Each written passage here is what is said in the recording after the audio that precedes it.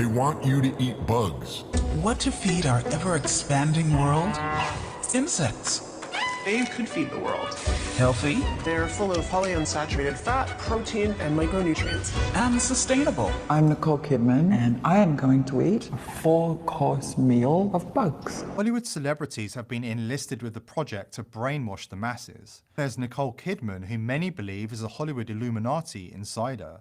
Her father, Dr. Anthony Kidman, committed suicide after he was accused by a woman who says he raped, tortured, and killed children in an international paedophile ring. They're still alive.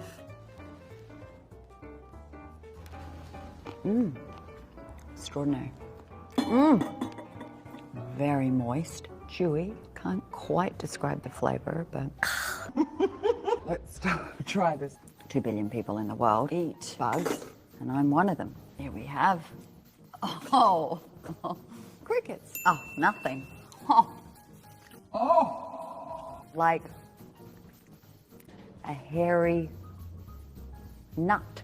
For dessert, the fried grasshopper. These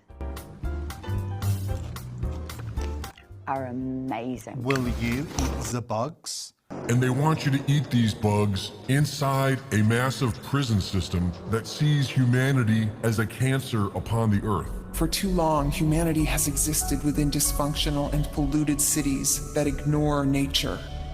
Now, a revolution in civilization is taking place. Imagine a traditional city and consolidating its footprint, designing to protect and enhance nature. The line will be home to 9 million residents and will be built with a footprint of just 34 square kilometers. And we are designing it to provide a healthier, more sustainable quality of life. The line's communities are organized in 3 dimensions. Residents have access to all their daily needs within 5-minute walk neighborhoods. And the line's infrastructure makes it possible to travel end to end in 20 minutes with no need for cars, resulting in 0 carbon emissions. It is all completely bizarre, but it's just the cover story, and it's just getting started. There is a whole cultural movement now emerging from the shadows that wants humanity to collectively commit.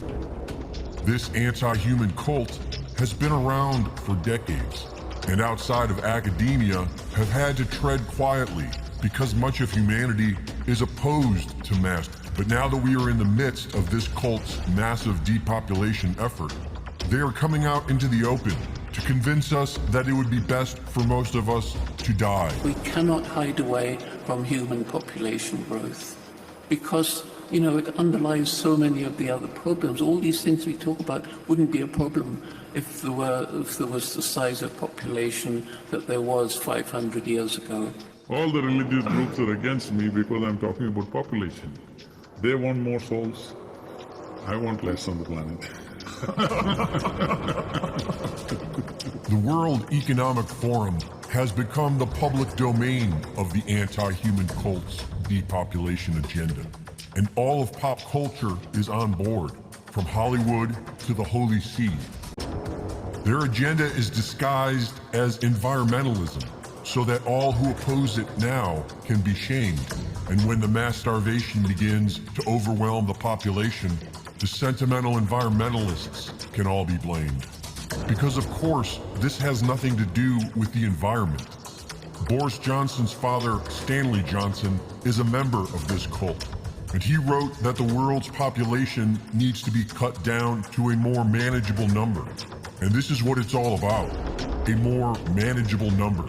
Because these psychopaths see the rest of us as their property, to manage and cull accordingly. The global elite want us to start eating each other. The elite have been using celebrities to normalize the idea of eating bugs and insects, but now they're using celebrities to normalize the idea of cannibalism. A new company called Byte Labs is using celebrities, including Kanye West, Ellen DeGeneres, James Franco, and Jennifer Lawrence, to pitch the idea of eating human flesh to consumers. Byte Labs promotes the same idea the World Economic Forum has been pushing for years. According to Byte Labs, celebrity meat production requires less than 1% of the amount of land needed for traditional farming. Currently, 70% of the world's farmland, almost 30% of the entire Earth's surface, is used for raising animals. Meat production today is simply unsustainable. Unless a radical change is made, the price of meat will eventually rise out of control. Lab-grown meats are the future. Judging by the reaction on social media, it seems the public aren't quite ready yet. I stumbled upon some crazy shit this morning. I'm not even gonna say anything. I'm just gonna let you watch the screen recording, come back to the comments, and tell me what you think, because this to me is wild. So I stumbled across this website this morning called bitelabs.org. So they're saying that they can take tissue and muscle from celebrities and mix it with animal meat and some other things and grow actual meats out of it in a lab. What they do, they say they take myosatellite cells obtained by biopsy. It can be found in adult muscle that repair and regrow damaged muscle. So they say the benefits are, if you eat this meat from these healthy people, these healthy adults, it's going to help you get stronger, your blood flow is going to be better, your heart rate's going to be better, your muscles will grow stronger. I personally would never eat human meat, but this is a 100% real website. You can check it out for yourself. Come back in the comments, let me know what you think. The public might not be quite ready, but mainstream media is doing its best to prime the public to start eating each other soon. The New York Times caused a stir on Twitter this week by claiming cannibalism has a time and a place, and suggesting that time and place is right here and right now. Charlton Heston, Edward G. Robinson, Chuck Connors, Lee Taylor Young fight for survival and try to solve the most bizarre riddle ever to face mankind. The search for the secret of Soylent Green. You will find out why Soylent Green means life. You will find out why Soylent Green means death. We gotta stop him! What is the secret of Soylent Green? Please! What Soylent Green got right about 2022. The year is 2022.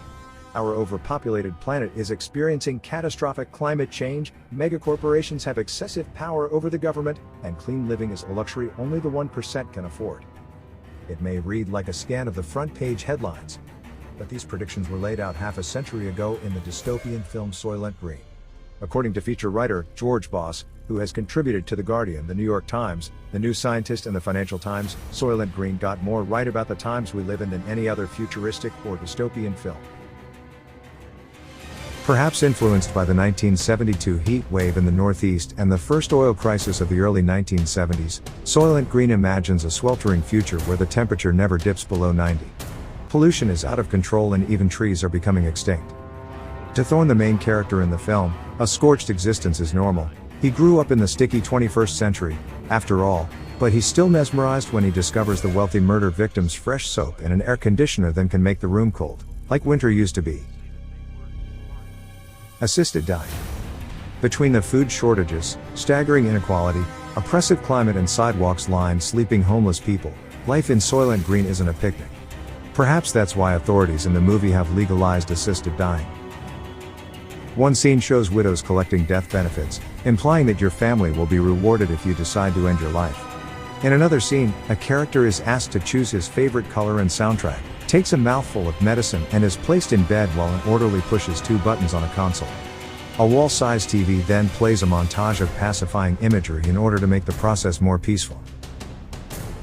A controversial subject at the time, assisted dying is legal today in Canada, Colombia, Australia and parts of Europe.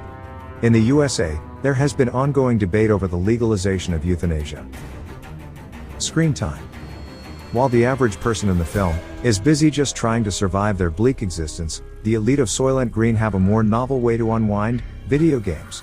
In the luxury apartment of a Soylent board member, a sleek cabinet contains computer space, which in real life 1971 had become the very first coin-operated arcade game. In 2022 we find ourselves in a world that offers a wider array of high-tech escapism. But is our world as bleak as the film predicted 49 years ago? Probably not, but the way things are going, maybe just the year is wrong. Unless we take a different course, our future could be as bleak as the one depicted in the film.